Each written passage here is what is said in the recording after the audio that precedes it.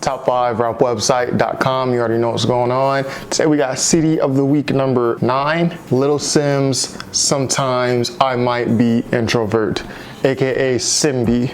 So SIMBI is Little Simz's government name, so the Sometimes I Might Be Introvert title is sort of an acronym, and Introverted, this album is, man, this is another great offering by Little Simz, one of the most talented rappers in this space right now and has been for the last 5-6 years. But I think this album right here really solidifies her spot as one of the top lyricists, songwriters, creatives in this space right now. Her past album, I think 2019, titled Gray Area, was also very, very good. I gave Gray Area by Little Simz amazing marks. That was a very highly rated album by me. It also touched on introspection, introversion, reflection. It was a bit more of a darker album than what this SIMBI album is, but if you like Little Simz in her introspective, self-reflective mode, you will also like Gray Area. It's a bit shorter than this SIMBI album, Gray Area is, so it's a little more concise. You can get through it in about 40 minutes. It's a great, great offering. If you like the first half of this album especially, you'll like Gray Area. So anyways, on to SIMBI. You see here, I don't have the CD in the casing because it's currently in my car. So I'm still listening to this album. This album is still in rotation. You see I got the signed version. Shout out to Little Simz. And here on the back we have the track listing as well as Simz in a trench coat. So just off bat, the album starts off very strong. The intro track, Introvert, heavy beat, heavy aggressive Little Simz. She's really speaking on, really pridefully, almost to the point of arrogantly, but she's still vulnerable and very self-aware. And that's one of Lil Simz's best qualities, is her self-awareness. And some of these songs, there's introspection, but then there's also introspection to the point of asking myself, am I wrong in thinking this, or what does the other person think? So for example, on the song I Love You, I Hate You, track number 4, which I think is one of the best songs on the album, she has a verse where she's speaking about her dad and his absences in her life. But that's vulnerable and reflective as it is, but she goes a step further by saying, well, I understand that you had your own things going on. I can only judge you so much. Even in the midst of going hard at them, she even has a line where she says, are you a sperm donor or are you a dad to me? But even after that bar, she still is able to go in and say, okay, she has enough awareness to think, well, you had your things too, you had your own life. I can't expect you to be perfect. So there's a bit of a tug and pull between Little Simz on here, which makes sense because there are also skits on this album scattered throughout the album, such as on The Rapper That Came to Tea, which is track number 11, where it seems as if Little Simz is talking to herself or talking to her conscience, and her conscience is kind of like counseling her, guiding her, almost like a therapy session almost. And Lil Simz is kind of having this back and forth.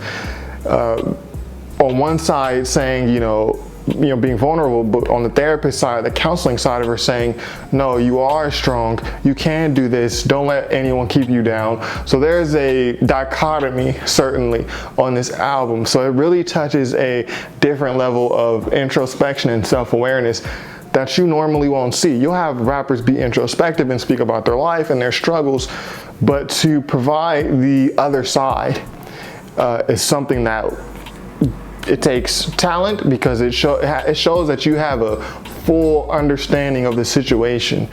It's like arguing two sides of the same topic. You argue for and against it. It shows that being able to do that shows that you have a full understanding of the topic. You can speak on it both ways.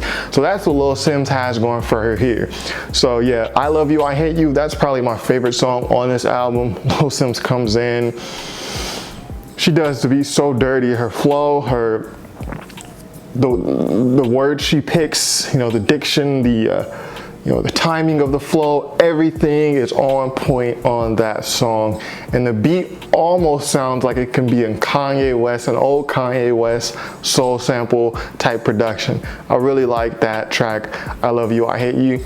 And it's followed up by a beautiful, gorgeous interlude, Little Q Part 1, which also, sounds like it could be, another Kanye West soul sample, Kanye back in the day, and then she builds on Little Q Part 1 into a full-fledged song. Track number 5, track number 6, Little Q Part 2. So again, little interludes and skits placed thoughtfully throughout this album. There's another interlude titled Gems. Again, more of that Counselor, Little Simz, maybe Conscience and Little Simz, back and forth. And I really like how, even though the album starts off very strongly, almost dark with Introvert, which builds nicely off what she was doing with Gray Area, it quickly goes into a little bit more brightness on track number 2, Woman, featuring CLEO Soul. And then Two Worlds Apart has this beautiful soul sample. I can't remember the name of the sample right now, but I will put that probably right here. Great soul sample. I love hearing that sample. I love hearing the original song also. So nice little surprise there by Little Simz to include that there. And by the producers. And I'll get to the producers later. Let me just finish going on this track list. Little Simz gives a lot of variety here. So again, track number 1, she comes in with a more introspective, heavier topic, kind of more dark undertones, and the album kind of morphs into, more malleable with Woman, something that you might even hear on the radio. Then she goes right back into introspection. I Love You, I Hate You. She has songs like Standing Ovation, track number 9, where she's just spitting verses. And again, a lot of variety by Little Simz on this album. She has so many flows. She has different deliveries. She has one song on this album, if I'm not mistaken, it's track number 10, I See You, where it's kind of more of a whispered tone and flow. So, you watch my channel, I kind of get on rappers sometimes who just have one delivery, they have one flow. Even though the songs might be good, the lyrics good, the beats good, it's like all kind of samey. The rapper just kind of has one style. Little Simz is not a rapper with one style. She has multiple styles. This is a almost 20 song album, and she does it.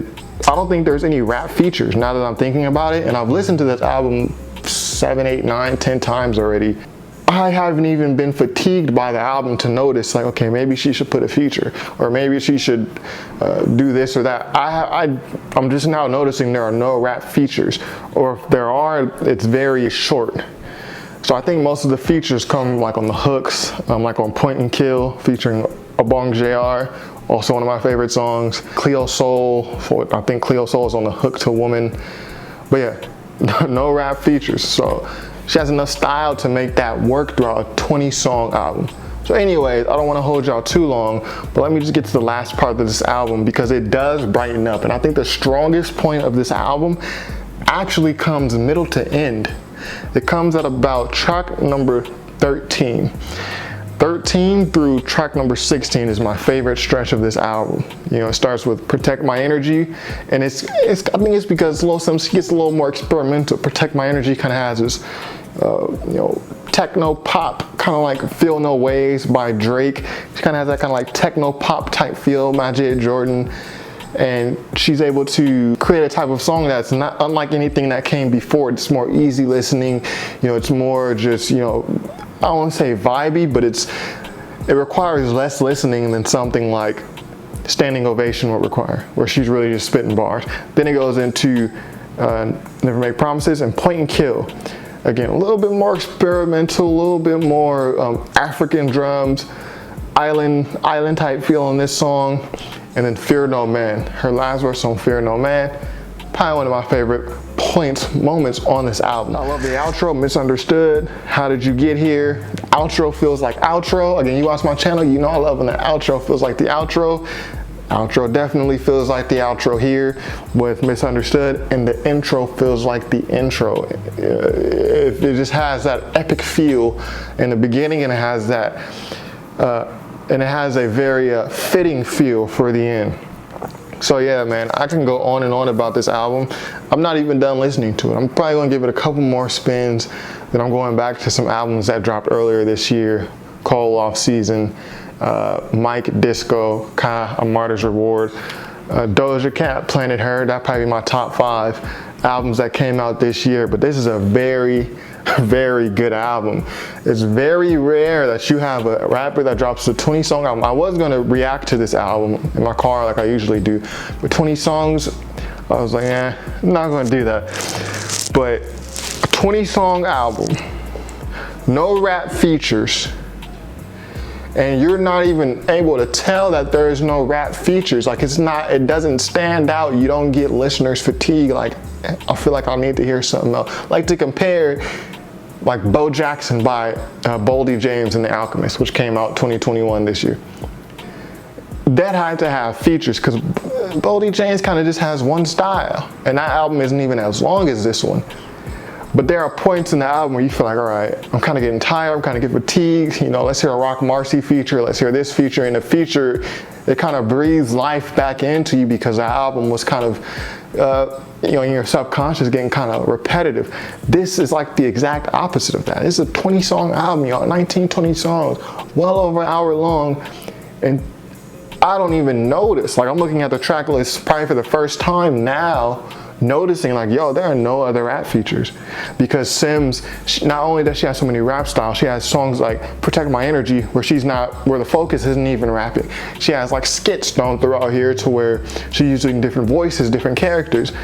It's a different feels on songs. You know, she's got her more somber songs, she's got her songs where she's still speaking introspectively, but it's kind of more upbeat type feel. It's not just a dark lyrics over a dark song. Like she's doing different things. Songs like Point and Kill. So much variety on this album that when you really step back and be like, wow, 19, 20 songs, an hour plus long, no rap features. Lil Simz did that right here. Sometimes I Might Be Introvert, aka SIMBI. If I had to rate this album, I still want to give it a couple more listens, but I've listened enough to give it a rating.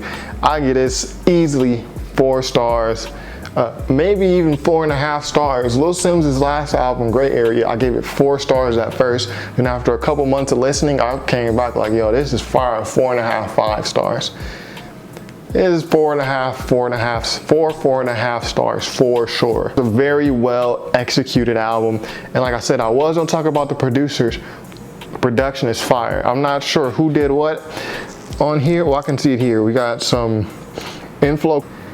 Yeah, inflow pretty much appears on every track. Yeah, man, did Inflow and Courtesy do the whole album? Inflow Courtesy of Forever Living Originals, man. And shout out to the co-producers, Jack Wob. Yeah, man, this is impressive. One person or one group did most of the albums, and now I'm looking at track number 3 when I said the sample that I will put it right here. The sample for 2 Worlds Apart is the Agony and the Ecstasy by SMOKEE Robinson. You gotta have the agony for the ecstasy. Doom, doo, doo, doo, doom, doom, doom, doom, doom, doom. That's the sample on 2 Worlds Apart. So yeah, man, Little Simz, SIMBI, sometimes I might be Introvert. You know, I got the autograph. Might have to double back and get the vinyl. It's that good, man. So yeah, 4.5 stars. Easy album of the year contender. So yeah, be sure to check this out if you have not already, and be sure to subscribe if you have not already. This is top5rapwebsite.com. Peace.